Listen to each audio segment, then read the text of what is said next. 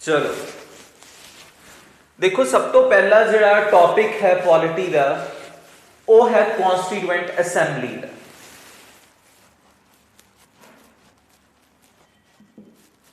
Constituent assembly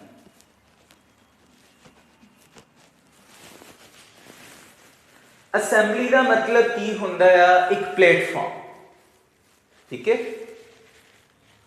देखो कोई भी कंट्री जिहड़ी है जदों भी वो अपने आज़ादी जां रैवोल्यूशन के दौर दे विचों गुजरती है तो उसका हर एक सिस्टम हिलिया हुंदा है, उस हर एक सिस्टम की डिससैटलमेंट हुई हुंदी है, भावें वो इकनॉमिक सिस्टम होवे, भावें वो पोलिटिकल सिस्टम होवे।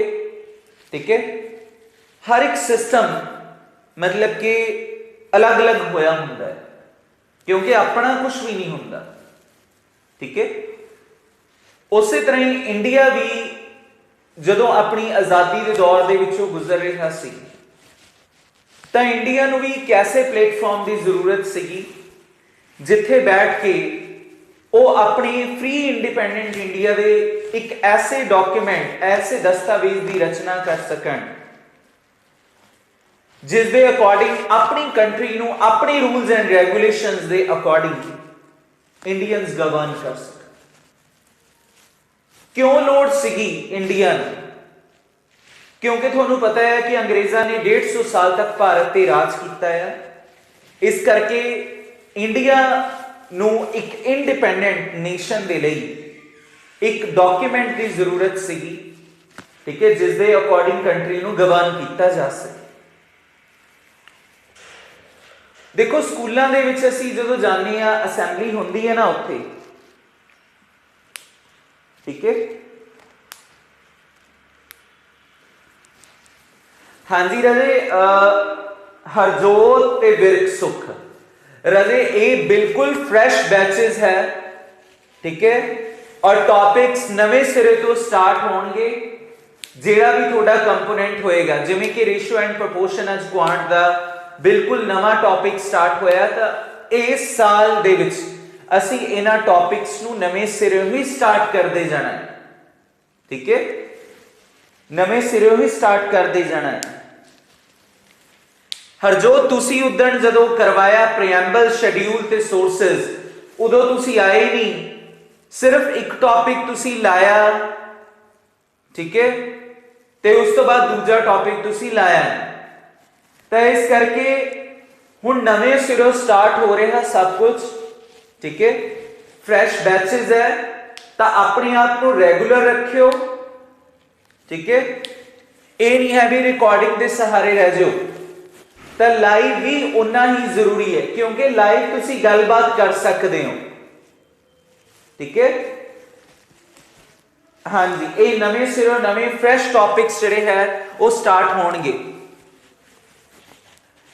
तो जिवें स्कूल दे विच असीं असैंबली दे विच जाने हैं, उसका मेन पर्पस की हुंदा है ताकि असीं पढ़ाई शुरू करन तो पहला उस परमात्मा नूं याद करिए ते अपने राष्ट्र नूं याद करिए। ठीक है, तो उसे तरह ही इंडिया नूं भी कैसे प्लेटफॉर्म की जरूरत सी जिस ते बैठ के वो अपनी फ्री इंडिपेंडेंट कॉन्स्टिट्यूशन की रचना कर सके, और उसे प्लेटफॉर्म नूं असीं कहने आ कॉन्स्टिट्यूएंट असैंबली, यानी कि संविधान बनाने वाली सभा।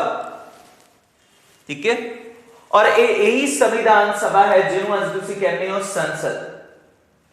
तो कॉन्स्टिट्यूएंट असैंबली का सब तो पहली बारी आइडिया जिहड़ा है वो 1934 दे विच दिता सी मानवेंद्र नाथ रॉय ने।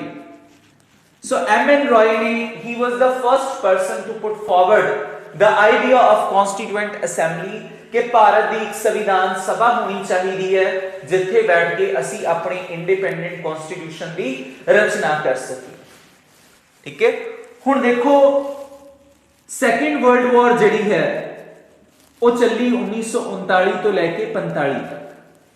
क्यों चली? इसका रीजन सीगा कि जर्मनी ने पोलैंड के उत्ते अटैक कर दिता। ठीक है, अगे पोलैंड जिहड़ा सी वो मित्र साथी किसदा सीगा? इंग्लैंड दा। हुण राजे पोलैंड के उत्ते मुसीबत आई है तो पोलैंड इंग्लैंड के कोले गया कि सानू तुसी सहायता प्रदान करो। ठीक है। ਤਾਂ ਹੁਣ ਜਿਹੜੇ ਜਰਮਨੀ ਹਿਟਲਰ ਦੀ ਅਗਵਾਈ ਦੇ ਵਿੱਚ ਬਹੁਤ ਤਕੜਾ ਸੀਗਾ, ਤਾਂ ਉਨਾ ਹੀ ਤਕੜਾ ਇੰਗਲੈਂਡ ਨੂੰ ਵੀ ਹੋਣਾ ਪੈਣਾ ਸੀਗਾ।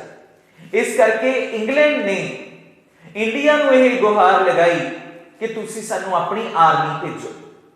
ਹੁਣ ਇੰਡੀਆ ਨੇ ਤਾਂ ਰਾਜੇ ਪਹਿਲਾਂ ਹੀ ਡਿਮਾਂਡ ਰੱਖੀ ਹੋਈ ਸੀ ਸੰਵਿਧਾਨ ਸਭਾ ਦੀ, ਉਹ ਕਹਿੰਦੇ ਪਹਿਲਾਂ ਸਾਡੀ ਡਿਮਾਂਡ ਪੂਰੀ ਕਰੋ ਤਾਂ ਅਸੀਂ ਆਰਮੀ ਤੋਰਾਂਗੇ।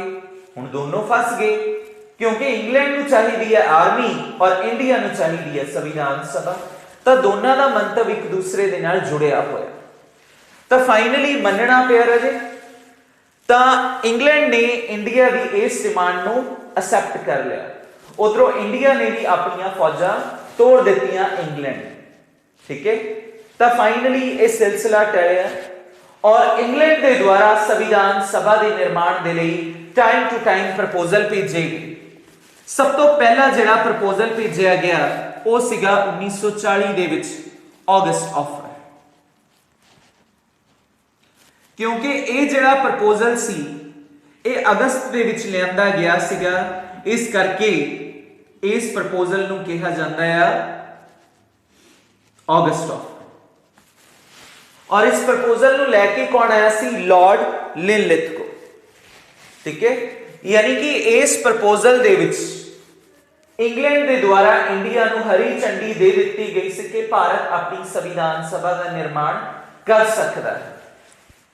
ਉਸ ਤੋਂ ਬਾਅਦ ਦੂਜਾ ਪ੍ਰਪੋਜ਼ਲ ਲਿਆਂਦਾ ਗਿਆ 1942 ਦੇ ਵਿੱਚ, ਕ੍ਰਿਪਸ ਪ੍ਰਪੋਜ਼ਲ। ਕ੍ਰਿਪਸ ਪ੍ਰਪੋਜ਼ਲ, ਇਸ ਪ੍ਰਪੋਜ਼ਲ ਨੂੰ ਲੈ ਕੇ ਆਉਣ ਵਾਲਾ ਸੀਗਾ ਸਰ ਸਟੈਫਰਡ ਕ੍ਰਿਪਸ। ਸਰ ਸਟੈਫਰਡ ਕ੍ਰਿਪਸ, ਠੀਕ ਹੈ। ਤੁਹਾਨੂੰ ਪਤਾ ਹੈ ਕਿ ਉਸ ਸਮੇਂ ਦੋ ਮੇਜਰ ਪੋਲੀਟੀਕਲ ਪਾਰਟੀ ਸੀਗੀਆਂ, ਠੀਕ ਹੈ। ਦੋ ਮੇਜਰ ਪੋਲੀਟੀਕਲ ਪਾਰਟੀ ਸੀਗੀਆਂ, ਇੱਕ ਇੰਡੀਅਨ ਨੈਸ਼ਨਲ ਕਾਂਗਰਸ ਤੇ ਇੱਕ ਮੁਸਲਿਮ ਲੀਗ। ਮੁਸਲਿਮ ਲੀਗ ਨੇ ਇਸ ਪ੍ਰਪੋਜ਼ਲ ਨੂੰ ਕਰ ਦਿੱਤਾ ਰਿਜੈਕਟ, ਕ੍ਰਿਪਸ ਪ੍ਰਪੋਜ਼ਲ, ਕਿਉਂਕਿ ਮੁਸਲਿਮ ਲੀਗ ਇਹ ਚਾਹੁੰਦੀ ਸੀ ਕਿ ਭਾਰਤ ਦੀ ਦੋ ਭਾਗਾਂ ਦੇ ਵਿੱਚ ਵੰਡ ਹੋਵੇ, ਦੋਨਾਂ ਦੀ ਆਪਣੀ ਆਪਣਾ ਸੰਵਿਧਾਨ ਸਭਾ ਹੋਵੇ ਤੇ ਦੋਨਾਂ ਦਾ ਆਪਣਾ ਆਪਣਾ ਸੰਵਿਧਾਨ ਹੋਵੇ। ਇਸ ਕਰਕੇ ਮੁਸਲਿਮ ਲੀਗ ਨੇ ਇਸ ਪ੍ਰਪੋਜ਼ਲ ਨੂੰ ਰਿਜੈਕਟ ਕਰ ਦਿੱਤਾ ਸੀ। ਉਸ ਤੋਂ ਬਾਅਦ ਤੀਜਾ ਪ੍ਰਪੋਜ਼ਲ ਲਿਆਂਦਾ ਗਿਆ 1946 ਦੇ ਵਿੱਚ, ਕੈਬਨਿਟ ਮਿਸ਼ਨ ਪਲਾਨ।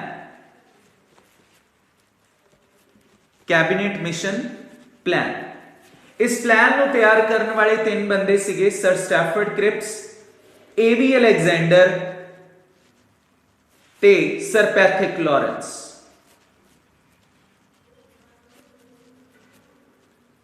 ਠੀਕ ਹੈ।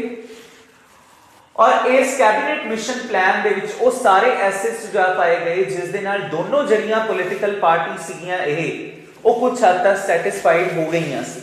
ਔਰ ਫਾਈਨਲੀ ਕੈਬਨਿਟ ਮਿਸ਼ਨ ਪਲਾਨ ਦੇ ਤਹਿਤ ਨਵੰਬਰ 1946 ਨੂੰ ਇੰਡੀਆ ਨੂੰ ਉਹ ਐਸਾ ਪਲੇਟਫਾਰਮ ਮਿਲ ਚੱਲਿਆ ਸੀਗਾ ਜਿੱਥੇ ਬੈਠ ਕੇ ਉਹਨਾਂ ਨੇ ਆਪਣੀ ਆਜ਼ਾਦ ਭਾਰਤ ਦੇ ਸੰਵਿਧਾਨ ਦੀ ਰਚਨਾ ਕਰਨੀ ਸੀ, ਠੀਕ ਹੈ।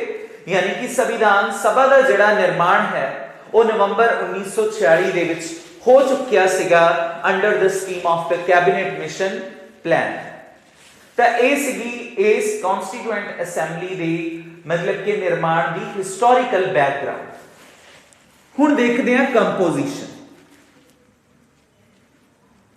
ਕੰਪੋਜੀਸ਼ਨ ਕਨਸਟੀਟਿਊਐਂਟ ਅਸੈਂਬਲੀ ਦੇ ਵਿੱਚ ਟੋਟਲ 399 ਮੈਂਬਰ ਸੀਗੇ, ਜਿਸ ਦੇ ਵਿੱਚੋਂ 296 ਸੀਟਾਂ ਅਲਾਟ ਕੀਤੀਆਂ ਗਈਆਂ ਬ੍ਰਿਟਿਸ਼ ਇੰਡੀਆ ਨੂੰ, ਠੀਕ ਹੈ। ਬ੍ਰਿਟਿਸ਼ ਇੰਡੀਅਨ ਯਾਨੀ ਕਿ ਉਹ ਭਾਰਤੀ ਰਾਜ ਜਿਨ੍ਹਾਂ ਦੇ ਉੱਤੇ ਫੁੱਲ ਫਲੈਜ ਕੰਟਰੋਲ ਕਿਸਦਾ ਸੀਗਾ ਅੰਗਰੇਜ਼ੀ ਸਰਕਾਰ ਦਾ। ਔਰ 93 ਸੀਟਾਂ ਅਲਾਟ ਕੀਤੀਆਂ ਗਈਆਂ ਪ੍ਰਿੰਸਲੀ ਸਟੇਟਸ ਨੂੰ, ਠੀਕ ਹੈ। ਪ੍ਰਿੰਸਲੀ ਸਟੇਟਸ ਮੀਨਸ ਰਜਵਾੜੇ ਹਰ ਰਿਆਸਤਾਂ, ਯਾਨੀ ਕਿ ਉਹ ਰਿਆਸਤਾਂ ਜਿਹੜੀਆਂ ਰਾਜਿਆਂ ਦੇ ਅਧੀਨ ਸੀਗੀਆਂ। ਤਾਂ 296 ਸੀਟਾਂ ਬ੍ਰਿਟਿਸ਼ ਇੰਡੀਅਨ ਨੂੰ ਅਲਾਟ ਕੀਤੀਆਂ ਗਈਆਂ ਤੇ 93 ਸੀਟਾਂ ਅਲਾਟ ਕੀਤੀਆਂ ਗਈਆਂ ਪ੍ਰਿੰਸਲੀ ਸਟੇਟਸ ਨੂੰ, ਠੀਕ ਹੈ।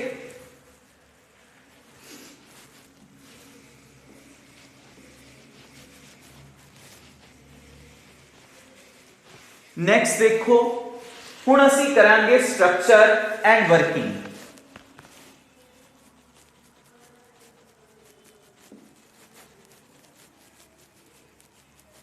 Structure and working.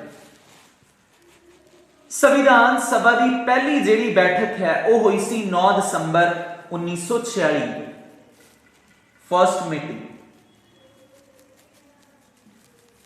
First meeting का मतलब है कि मैंबर पहली बारी इस प्लेटफॉर्म ते इकट्ठे हुए सीगे और इस पहली मीटिंग नूं किन्ने मैंबरां ने मीटिंग अटेंड कीती सीगी? 211 मैंबर्स ने ये मीटिंग अटेंड कीती सी। ठीक है, यानी कि मैंबर पहली बारी इस प्लेटफॉर्म ते इकट्ठे हुए सी। हुण एकदम असेंबली बनी है, एकदम इलैक्शंस तां नहीं हो सकते। ठीक है, तो जिन्नी देर तक संविधान सभा के ऑफिशियल इलैक्शंस नहीं हुए उन्नी देर तक टैंपरेरी तौर पे प्रेसिडेंट कॉन्स्टिट्यूएंट असेंबली का किसनू बनाई रखिया? डॉक्टर सचिदानंद सिन्हा। तो टैंपरेरी प्रेसिडेंट किन्हां नू बनाया गया सी? डॉक्टर सचिदानंद सिन्हा।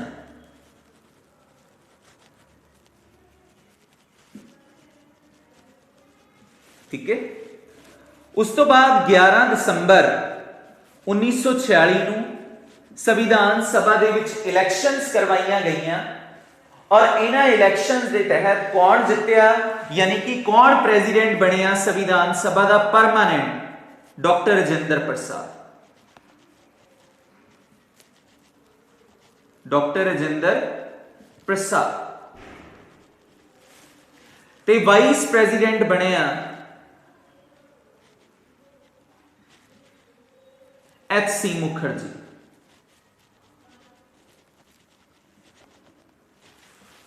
ये दोनों परमानेंट प्रेसिडेंट मिले संविधान सभा नूं ते नाल दी नाल वाइस प्रेसिडेंट मिले। उस तो बाद संविधान सभा दे विच एक पोस्ट सीगी कॉन्स्टिट्यूशनल एडवाइजर दी, यानी कि संविधानक सलाहकार दी, जिस दे उत्ते बैठण वाले बंदे ने संविधान दे रिगार्डिंग सलाह देनी सी। और इस कॉन्स्टिट्यूशनल एडवाइजर दी पोस्ट दे उत्ते किसनू अपॉइंट किया गया? Sir B N. राव। उस तो बाद देखो 13 दिसंबर 1946 नूं पंडित जवाहरलाल नेहरू ने संविधान सभा दे विच एक प्रस्ताव रखिया सीगा जिसका नाम सी ऑब्जेक्टिव रेजोल्यूशन, उद्देश प्रस्ताव।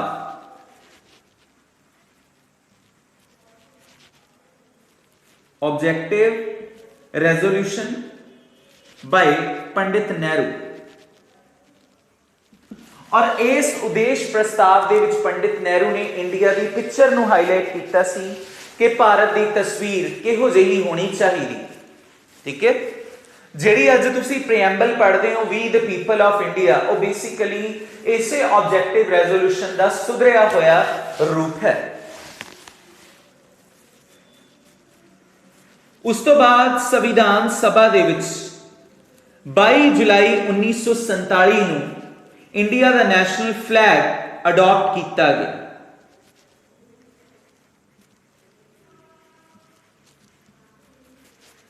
इंडिया का नैशनल फ्लैग जिहड़ा है तिरंगा झंडा, उस नूं अपनाया गया। और इंडिया का नैशनल फ्लैग जिहड़ा है वो किसने डिजाइन किया सी? पिंगाली वेंकैया ने। पिंगाली वेंकैया ने इन्होंने डिजाइन किया सी इंडिया का नैशनल फ्लैग। उस तो बाद देखो 24 मई 1949 नूं इंडिया जिहड़ा है वो मैंने मैंबरशिप ले ली सी कॉमनवेल्थ नेशंस दी। So India became the member of commonwealth nations. ठीक है, सो राष्ट्रमंडल देशों की मैंबरशिप ले ली सी इंडिया ने 24 मई 1949। कॉमनवेल्थ नेशंस राष्ट्रमंडल देश किहड़े देश हुंदे हन जिहड़े कदी इंग्लैंड दे गुलाम रह गए हों, उन्हां नूं कहा जांदा है कॉमनवेल्थ नेशंस। कॉमनवेल्थ नेशंस का हैडक्वार्टर कित्थे है? लंडन दे विच। और at present Commonwealth nations the member countries की गिनती कितनी है? 54 मैंबर कंट्रीज है। और इंडिया दे विच असी हर साल कॉमनवेल्थ डे कदों सैलीब्रेट करते हैं? 24 मई नूं। 24 ਮਈ ਨੂੰ ਕਾਮਨਵੈਲਥ ਡੇ ਜਿਹੜਾ ਹੈ ਉਹ ਸੈਲੀਬ੍ਰੇਟ ਕਰਦੇ ਆ ਹਰ ਸਾਲ। ਠੀਕ ਹੈ। ਉਸ ਤੋਂ ਬਾਅਦ ਦੇਖੋ ਇੰਡੀਆ ਦਾ ਨੈਸ਼ਨਲ ਐਂਥਮ,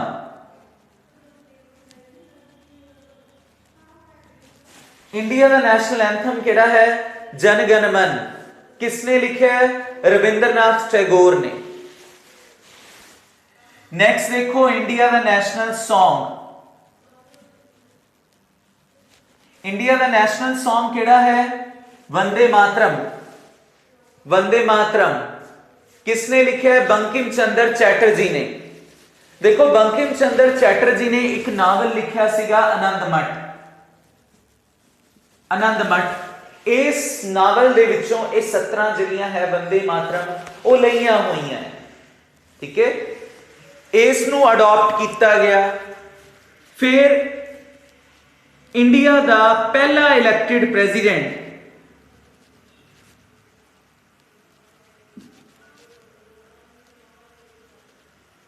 कौन? डॉक्टर राजेंद्र प्रसाद। ठीक है। इंडिया ਨੂੰ ਉਸਦਾ ਪਹਿਲਾ ਇਲੈਕਟਿਡ ਪ੍ਰੈਜ਼ੀਡੈਂਟ ਮਿਲਿਆ ਭਾਰਤ ਦੇ ਵਿੱਚ ਡਾਕਟਰ ਰਾਜਿੰਦਰ ਪ੍ਰਸਾਦ। ਔਰ ਲਾਸਟ ਅਸੈਂਬਲੀ ਦਾ ਫਾਈਨਲ ਸੈਸ਼ਨ। ਠੀਕ ਹੈ। ਫਾਈਨਲ ਸੈਸ਼ਨ ਦਾ ਮਤਲਬ ਹੈ ਕਿ ਮੈਂਬਰ ਲਾਸਟ ਟਾਈਮ ਇਸ ਪਲੇਟਫਾਰਮ ਦੇ ਉੱਤੇ ਇਕੱਠੇ ਹੋਏ ਸੀ।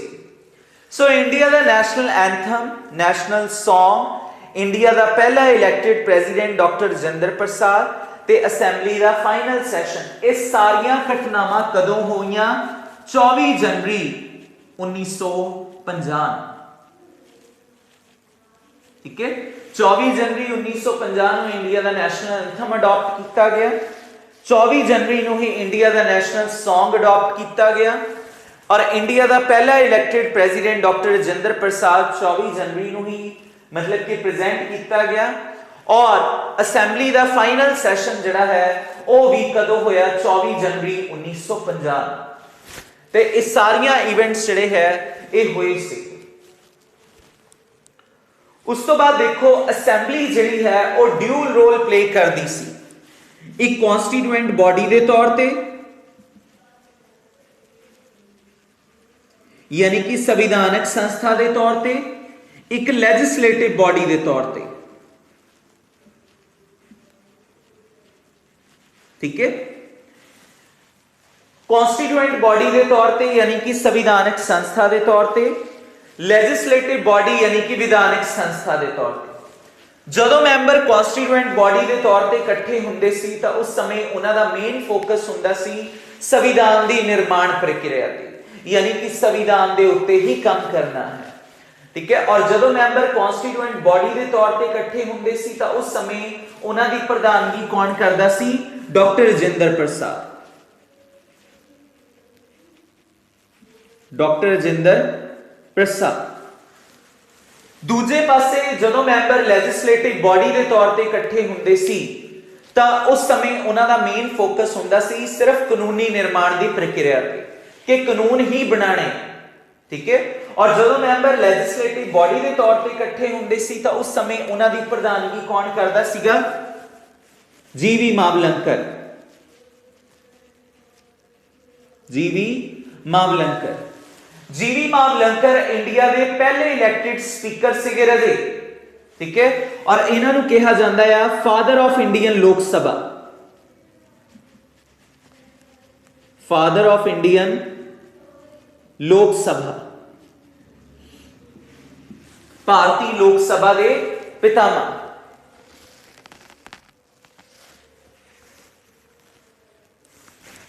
भारतीय लोक सभा के पितामह। सो इहो जिही रही स्ट्रक्चर एंड वर्किंग।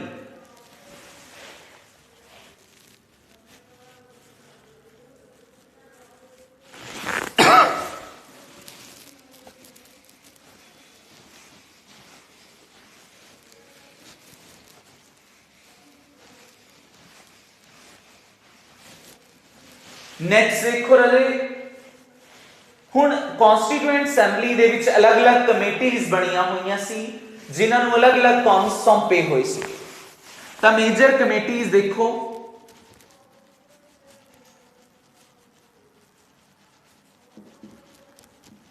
सब तो पहली देखो यूनियन पावर्स कमेटी। इस कमेटी ने यह डिसाइड करना सी कि सेंटर सरकार नूं किहड़ियां-किहड़ियां शक्तियां दित्तियां जाणियां चाहीदियां हैं, और इस कमेटी का चेयरमैन सीगा पंडित जवाहर लाल नेहरू, जिहड़े कि इंडिया के पहले प्राइम मिनिस्टर सीगे।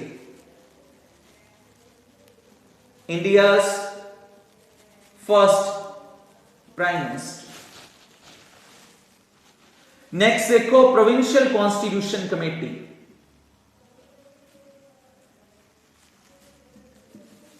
प्रोविंशियल कॉन्स्टिट्यूशन कमेटी, इस कमेटी ने यह डिसाइड करना सी कि स्टेटां नूं किहड़ियां-किहड़ियां शक्तियां दित्तियां जाणियां चाहीदियां, और इस कमेटी का चेयरमैन कौन सीगा? सरदार पटेल,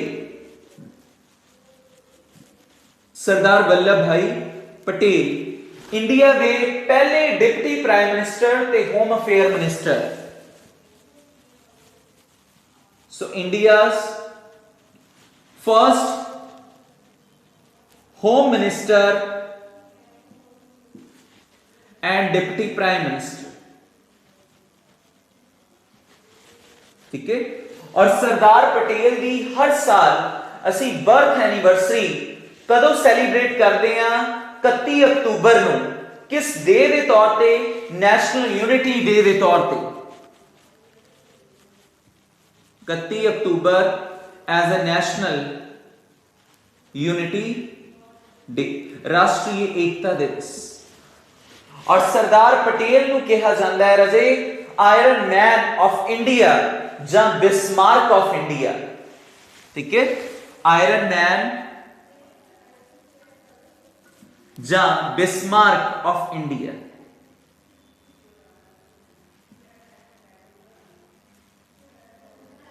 सो सरदार पटेल नूं father of all India services भी कहा जाता है। Father of all India services. All India services किहड़ियां होंदियां? IAS, IPS and IFS। इन्हां तीनों ऑल इंडिया सर्विसेज का फादर सरदार पटेल नूं कहा जाता है। नेक्स्ट देखो advisory committee on fundamental rights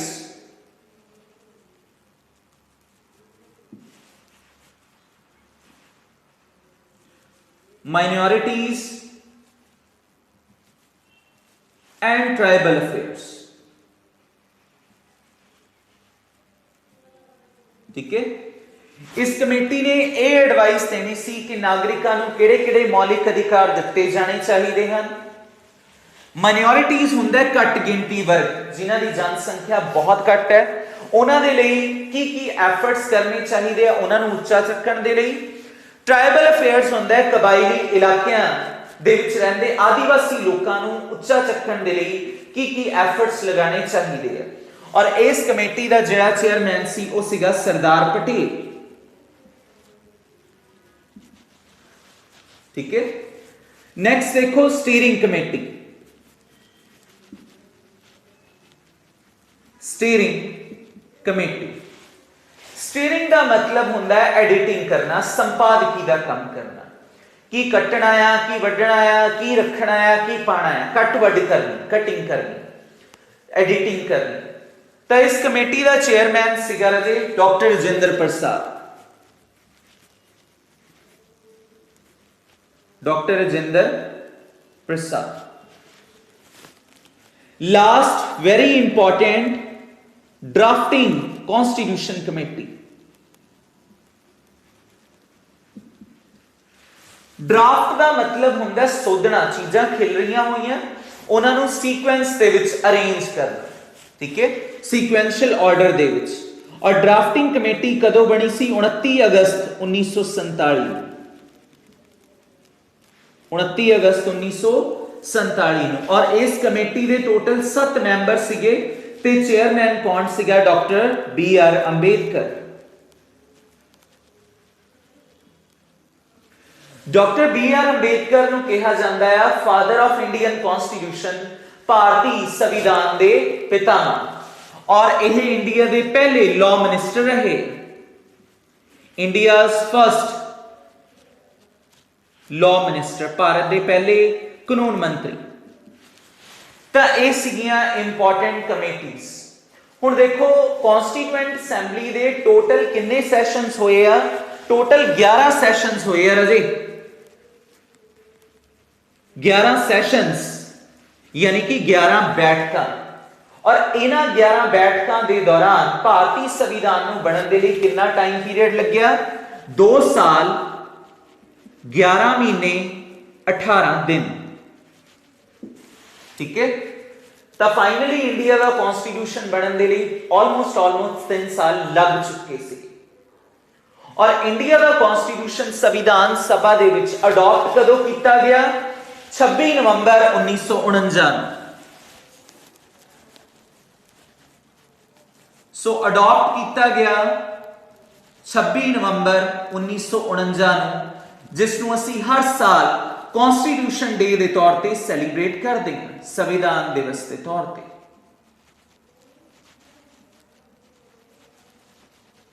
ठीक है, कॉन्स्टिट्यूशन को अडॉप्ट करने का मतलब है कि जिन्होंने बंदियां ने बनाया है संविधान सभा दे विच बैठ के भारत का संविधान, उन्होंने इस दे उत्ते साइन करके खुद गवाही भरी है कि असी अखी डिठे गवाह, we are the eyewitness of this document, कि असी ये चीज बनाई है। और इंडिया के कॉन्स्टिट्यूशन के उत्ते कितने ओरिजिनल मैंबर्स दे साइन है? 284 मैंबर्स ने साइन किए हुए हैं इंडिया के कॉन्स्टिट्यूशन के उत्ते। और इस कॉन्स्टिट्यूशन को पूरी भारत की आवाम के उत्ते कदों लागू किया गया? 26 जनवरी 1950 नूं, जिसनों असी हर साल रिपब्लिक डे के तौर पर सैलीब्रेट करते हैं, गणतंत्र दिवस के तौर पर। हुण असी गणतंत्र दिवस सैलीब्रेट करना है ना 26 जनवरी 2022। ठीक है, सो फाइनली इंडिया नूं उसदा अपना कॉन्स्टिट्यूशन मिल चुकिया है, जिस दे अकॉर्डिंग उन्होंने अपनी कंट्री नूं हुण गवर्न करना। ठीक है, सो ये सीगा कॉन्स्टिट्यूएंट असैंबली दा टॉपिक। हाँ जी, क्लियर है राजे? क्लियर है?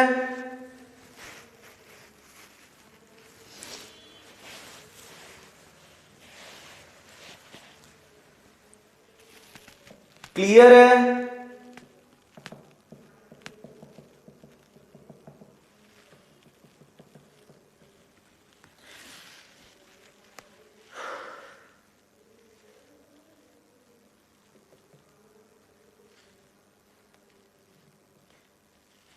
क्लियर? चलो,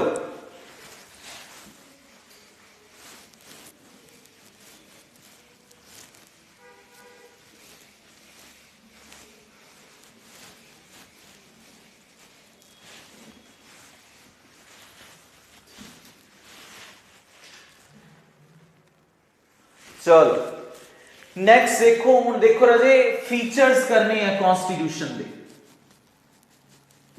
फीचर्स ऑफ इंडियन कॉन्स्टिट्यूशन। ठीक है, भारतीय संविधान दी विशेषतावां करनी है। देखो एक अमेंडमेंट हुई सी 42nd अमेंडमेंट 1976 दे विच। इस नूं कहा जाता है मिनी कॉन्स्टिट्यूशन, छोटा संविधान, क्योंकि बहुत सारिया चीज़ों नूं ऐड किया गया सी भारत के संविधान दे विच इस अमेंडमेंट के थ्रू। ठीक है, सब तो पहला फीचर देखते हैं lengthiest and written constitution. Lengthiest and written.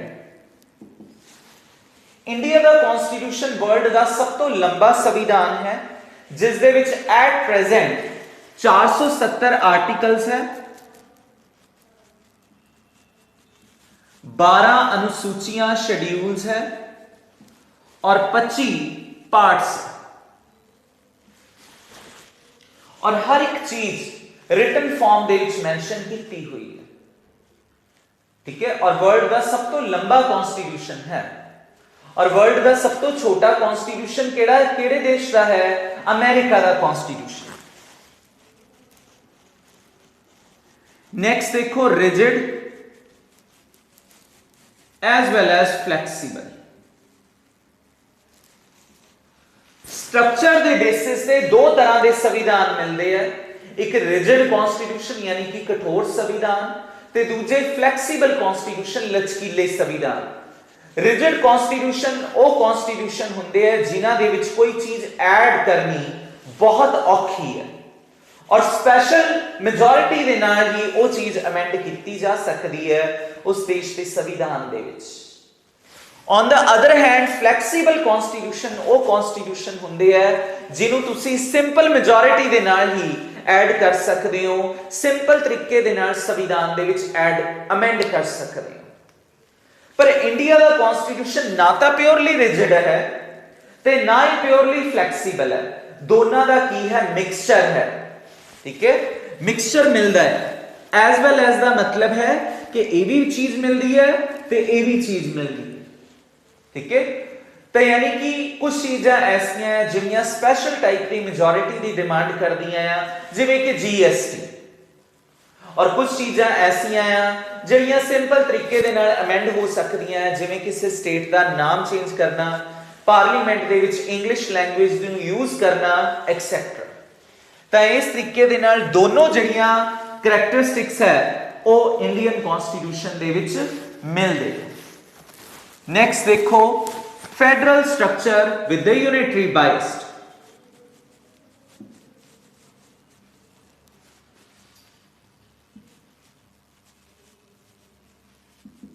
Federal structure with the unitary bias. देखो, ऑर्गेनाइजेशन के बेसिस से दो तरह के स्ट्रक्चर मिलते हैं, एक फेडरल यानी कि संघी ढांचा ते दूजा यूनिटरी एकात्मक ढांचा। फेडरल स्ट्रक्चर की हुंदा है कि जिथे सेंटर दे नाल नाल स्टेटां भी एग्जिस्ट करदियां हैं और सेंटर ते स्टेट्स दे विच पावर्स दी डिस्ट्रीब्यूशन हुई हुंदी है, शक्तियां दी वंड हुई हुंदी है, distribution of powers between centre and states.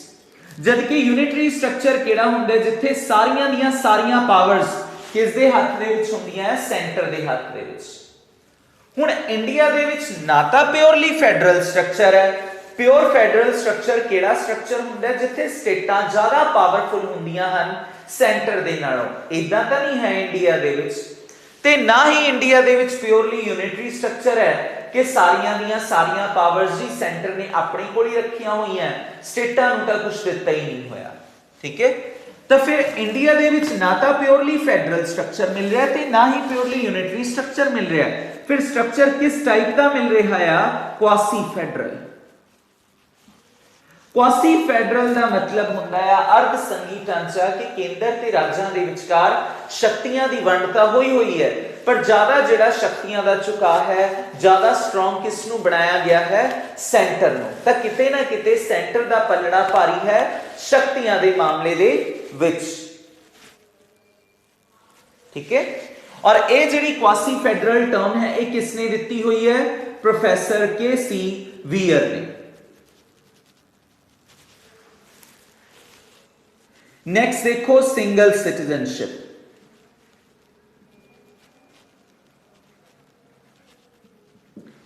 Single citizenship का मतलब होता है इकहरी नागरिकता, यानी कि साडे कोले सिर्फ साडे देश दी ही सिंगल आइडेंटिटी है, वी ऑल आर इंडियंस। ठीक है, हुण तुसी कदी किसी नूं सुनदे देखिआ कि मेरा पंजाब दा आधार कार्ड अलग है, महाराष्ट्र दा आधार कार्ड अलग है, कि अलग अलग स्टेटां दे? कदी किसी नूं सुने कि पंजाब दा पासपोर्ट अलग है, ठीक है, इंडिया दा अलग है, महाराष्ट्र दा अलग है, कर्नाटका दा पासपोर्ट अलग है? नहीं, we have a single identity और वो है Indian, we all are Indians. जदों असीं फॉर्म्स दे विच नैशनैलिटी भरदे हां, कौमीयत, तां तुसीं उत्थे की भरदे हो? इंडियन, भारती, ना कि पंजाबी, गुजराती, मराठी वगैरह। ठीक है, तो सिंगल सिटीजनशिप का मतलब है कि सानू साडी आइडेंटिटी सिंगल ही है और वो है इंडियन। नेक्स्ट देखो universal adult franchise. Universal adult franchise, adult franchise का मतलब हुंदा है राइट टू वोट, थोनू वोट देने का अधिकार दिता गया है। देखो एक अमेंडमेंट हुई सी 61st कॉन्स्टिट्यूशनल अमेंडमेंट एक्ट 1988। इस अमेंडमेंट के थ्रू वोट पाने की जिहड़ी उम्र है वो 21 तो घटा के की गई सी 18। This is the very important amendment कि वोट पाने की जिहड़ी उम्र है वो 21 तो घटा के कर दी गई सी 18। नेक्स्ट देखो सिंगल इंटीग्रेटेड जुडिशियल स्ट्रक्चर।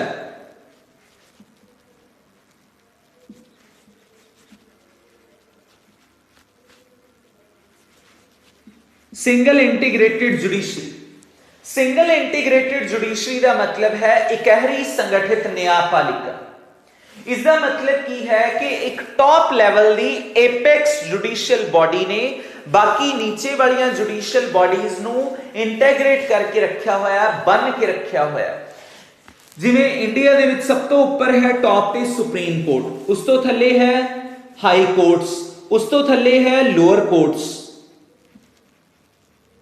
ठीक है, यानी कि सुप्रीम कोर्ट ने नीचे वाली सारिया कोर्ट्स नू इंटेग्रेट करके रखा होया है, बन के रखा होया, यानी कि सुप्रीम कोर्ट के द्वारा दिते गए दिशा निर्देशों नू हेठलियां अदालतां नू मनना ही पैंदा है।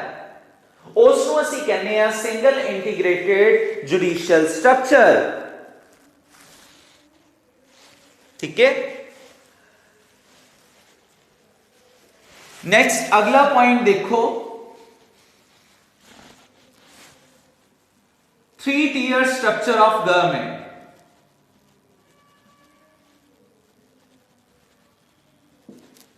थ्री-tier स्ट्रक्चर ऑफ गवर्नमेंट। हुण देखो इंडिया दे विच डेमोक्रेसी नू ग्रास रूट लेवल तक लियांदा गया है।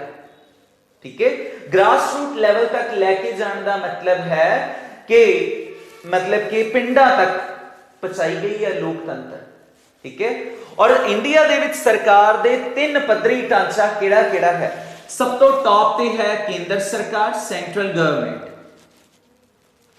उस तो थले है स्टेट गवर्नमेंट, राज्य सरकार, और उस तो थले है लोकल गवर्नमेंट, स्थानक सरकार।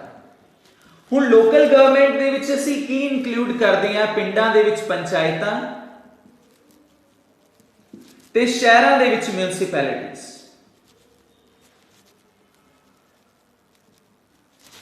ठीक है, तां यह है सरकार दे 3 पद्धर। ठीक है, पिंडां दे विच पंचायतां ते शहरां दे विच म्यूनसिपैलिटीज।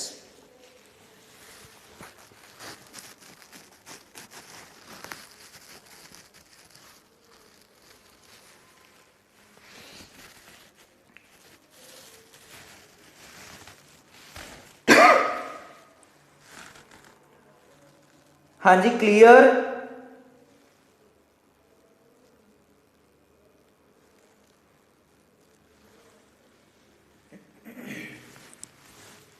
चलो नेक्स्ट देखो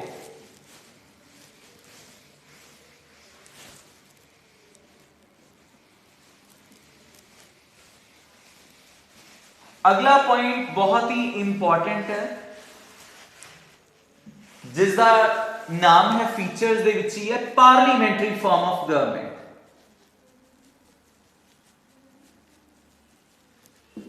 पार्लीमेंटरी फॉर्म ऑफ गवर्नमेंट।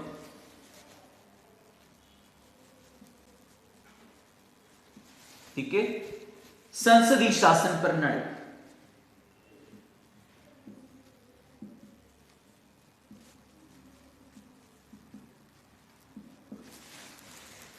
हुण देखो वर्ल्ड दे विच कोई भी फॉर्म ऑफ गवर्नमेंट मिले, भावें वो डिक्टेटरशिप होवे, भावें ओलिगार्की होवे, भावें एरिस्टोक्रेसी होवे, भावें मोनार्की होवे, भावें डेमोक्रेसी होवे, हर एक फॉर्म ऑफ गवर्नमेंट दे विच सरकार दे 3 अंग हुंदे। किहड़े-किहड़े ऑर्गन्स हुंदे है?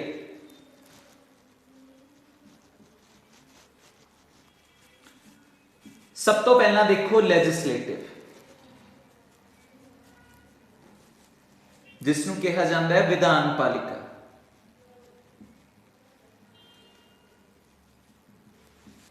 ठीक है, नेक्स्ट देखो एग्जीक्यूटिव, कार्यपालिका।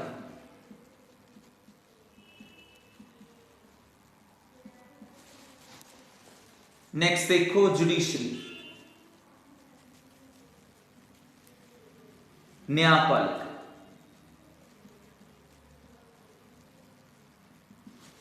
ठीक है, ਲੈਜਿਸਲੇਟਿਵ ਦਾ ਕੰਮ ਕੀ ਹੁੰਦਾ ਹੈ? Basic functions. ਹੁਣ ਅਸੀਂ ਦੇਖਾਂਗੇ ਇਹਨਾਂ ਦੇ ਫੰਕਸ਼ਨਸ। ਕਾਨੂੰਨ ਬਣਾਉਣਾ, ਲਾਅ ਮੇਕਿੰਗ। ਐਗਜ਼ੀਕਿਊਟਿਵ ਦਾ ਕੰਮ ਕੀ ਹੁੰਦਾ ਹੈ? ਕਾਨੂੰਨਾਂ ਨੂੰ ਲਾਗੂ ਕਰਨਾ, ਲਾਜ਼ ਇੰਪਲੀਮੈਂਟਿੰਗ।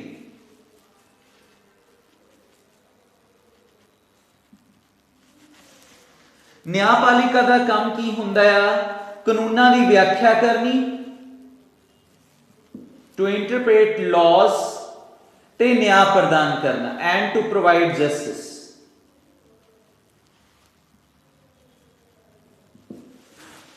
ठीक है, हुण स्ट्रक्चर देखो इंडिया दे विच। इंडियन स्ट्रक्चर, इंडिया दे विच कानून कौन बनांदा है? पार्लीमेंट। संसद दे दो सदन हैं, लोक सभा ते दूजा राज सभा। एग्जीक्यूटिव दे विच कौन आंदी है? सरकार। हुण देखो जदों भी असीं वर्ड यूज करते हैं गवर्नमेंट, तो गवर्नमेंट का मतलब हुंदा है प्रधानमंत्री ते उसदा मंत्रीमंडल।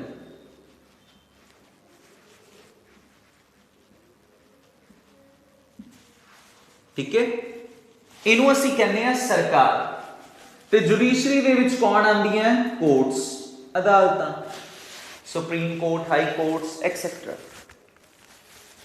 ठीक है, तो पार्लीमेंटरी फॉर्म ऑफ गवर्नमेंट केड़ी फॉर्म ऑफ गवर्नमेंट हुंदी है? जिस दे विच कार्यपालिका ते विधान पालिका दे विच परस्पर संबंध होवे, उसनूं असीं कहने आ parliamentary form of government, in which there is a close relationship between executive and legislature. ठीक है, कोई स्टूडेंट मैनू दसेगा कि क्लोज रिलेशनशिप किद्दां शो करोगे? क्लोज रिलेशनशिप का मतलब है कि जे किसी बंदे ने मंत्रीमंडल दे विच कोई भी मंत्री पद लेना है, कोई भी उसे मिनिस्ट्री लेनी है, तो उसनू 6 महीनों के अंदर अंदर संसद के दोनों सदनों के विचों किसी एक दा मैंबर भी बनना पएगा, तो विद इन 6 मंथ्स। ठीक है, हुण सपोज मैनू होम अफेयर मिनिस्ट्री चाहिए है, ठीक है, पर मैं मैंबर नहीं है किसी भी सदन का, ना लोक सभा का ते ना ही राज सभा का। ठीक है, ते मैनू 6 महीनों के अंदर अंदर इन्हां दोनों सदनों के विचों किसी ना किसी एक सदन का मैंबर भी बनना पएगा, मैंबर बनना पएगा।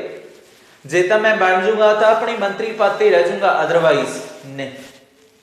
ठीक है, इजी एग्जाम्पल मैं तुहानूं देना, जिवें कि 2014 दे विच 16वीं लोक सभा चोणां होईयां सीगियां। ठीक है, 16th लोक सभा इलैक्शंस। अमृतसर चोण हलके तो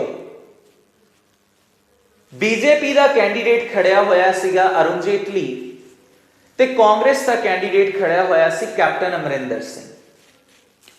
तो अरुण जेटली तो हार गया, ठीक है, कैप्टन जित गया। हुण चोणां किहड़ियां आ? लोक सभा दीयां, यानी कि अरुण जेटली के हथों लोक सभा वाला सदन तो वैसे ही गया क्योंकि हार गया। उधरों सेंटर दे विच सरकार आई मोदी दी गवर्नमेंट और फुल मेजोरिटी दे नाल। हुण राजे मोदी जित्या, प्राइम मिनिस्टर बनया, हुण मोदी अरुण जेटली नूं किवें छड्ड देवे? उसदा फ्रेंड है। ਤਾਂ ਉਹਨੇ ਕੀ ਕੀਤਾ, ਜਦੋਂ ਮੰਤਰੀ ਮੰਡਲ ਬਣਾਇਆ ਮੋਦੀ ਨੇ, ਤਾਂ ਅਰੁਣ ਜੇਟਲੀ ਨੂੰ ਦੇ ਦਿੱਤੀ ਫਾਈਨਾਂਸ ਮਿਨਿਸਟਰੀ ਮੰਤਰੀ ਮੰਡਲ ਦੇ ਵਿੱਚ। ਹੁਣ ਰਾਜੇ ਜੇ ਪੋਲੀਟੀਕਲ ਐਥਿਕਸ ਦੇ ਅਕੋਰਡਿੰਗ ਦੇਖੀਏ ਤਾਂ ਇਹ ਚੀਜ਼ ਗਲਤ ਹੈ, ਕਿਉਂਕਿ ਜਿਹਨੂੰ ਲੋਕਾਂ ਨੇ ਹੀ ਨਕਾਰ ਦਿੱਤਾ ਉਹ ਬੰਦਾ ਜਾ ਕੇ ਮੰਤਰੀ ਮੰਡਲ ਦੇ ਵਿੱਚ ਬੈਠਿਆ ਹੋਇਆ, ਔਰ ਉਹ ਵੀ ਇੰਪੋਰਟੈਂਟ ਦੇਸ਼ ਦੀ ਮਿਨਿਸਟਰੀ, ਫਾਈਨਾਂਸ ਮਿਨਿਸਟਰੀ। ਪਰ ਕੀ ਕਰੀਏ, ਕੰਡੀਸ਼ਨ ਜੋ ਹੈ ਸੰਸਦੀ ਸ਼ਾਸਨ ਪ੍ਰਣਾਲੀ ਦੀ।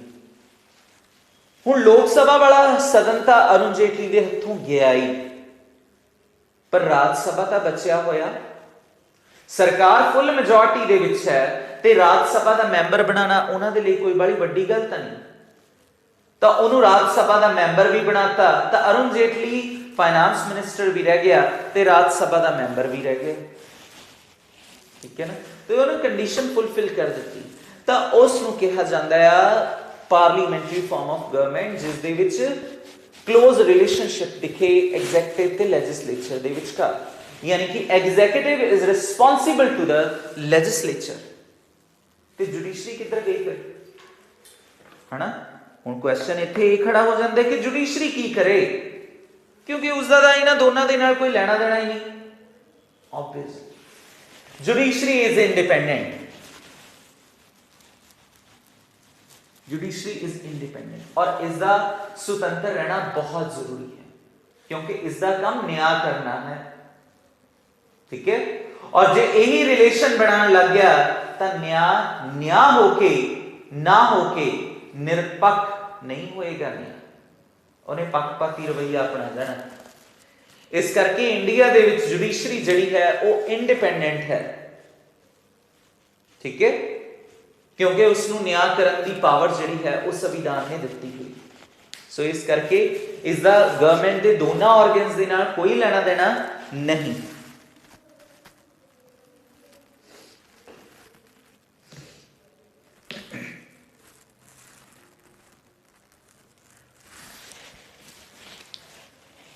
सो ये सीगा पार्लीमेंटरी फॉर्म ऑफ गवर्नमेंट।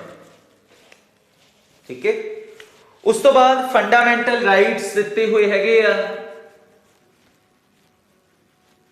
मौलिक अधिकार भारतीय संविधान के पार्ट 3 आर्टिकल 12 तो 35। फिर directive principal of state policy दिते हुए है भारतीय संविधान के पार्ट 4 ਦੇ ਵਿੱਚ ਆਰਟੀਕਲ 36 ਤੋਂ 51। ਫਿਰ ਫੰਡਾਮੈਂਟਲ ਡਿਊਟੀਆਂ ਦਿੱਤੀਆਂ ਹੋਈਆਂ ਆ, ਮੌਲਿਕ ਕਰਤੱਵ। ਠੀਕ ਹੈ, ਪਾਰਟ 14A ਆਰਟੀਕਲ 51A ਦੇ ਵਿੱਚ। ਫਿਰ ਪ੍ਰੈਜ਼ੀਡੈਂਟ ਦੀਆਂ ਐਮਰਜੈਂਸੀ ਪਾਵਰਸ ਹੈ। ਠੀਕ ਹੈ, ਭਾਰਤੀ ਸੰਵਿਧਾਨ ਦੇ ਪਾਰਟ 18 ਦੇ ਵਿੱਚ ਆਰਟੀਕਲ 352 ਤੋਂ 360। ਠੀਕ ਹੈ, ਤਾਂ ਇਦਾਂ ਦੇ ਕਈ ਐਸੇ ਫੀਚਰਸ ਹੈਗੇ ਇੰਡੀਅਨ ਕਨਸਟੀਟਿਊਸ਼ਨ ਦੇ ਜਿਹੜੇ ਅਸੀਂ ਫੁੱਲ ਫਲੈਜ ਐਕਸਪਲੇਨ ਕਰਾਂਗੇ ਅੱਗੇ ਆਉਣ ਵਾਲੇ ਟਾਈਮ ਦੇ ਵਿੱਚ।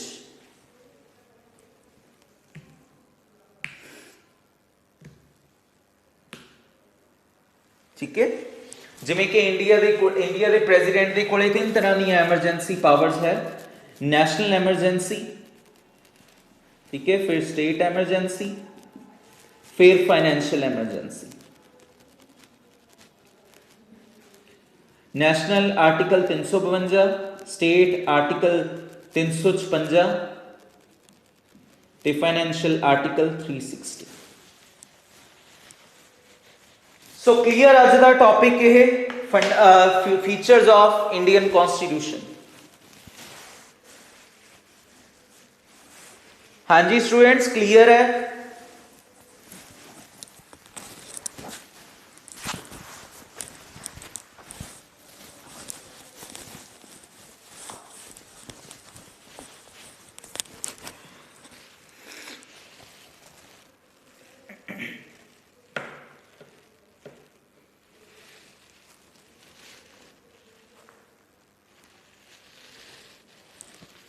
हाँ जी क्लीयर सारिਆਂ ਨੂੰ?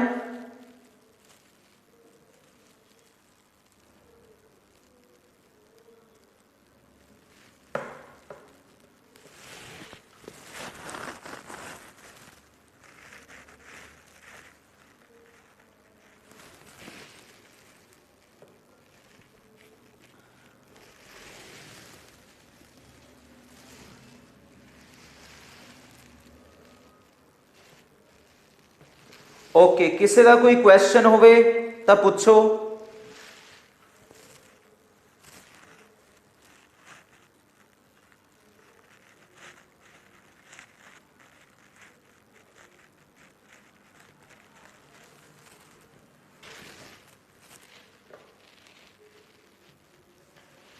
किसी का कोई क्वेश्चन होवे राजे पूछो।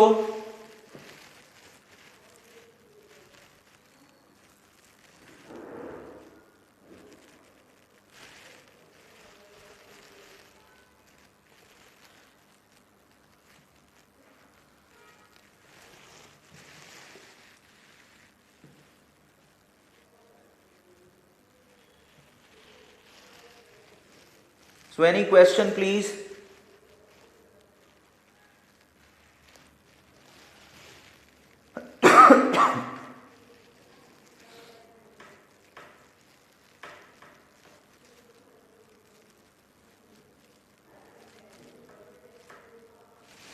So okay students, thank you very much. Goodbye, take care. So see you tomorrow once again. So okay, bye bye.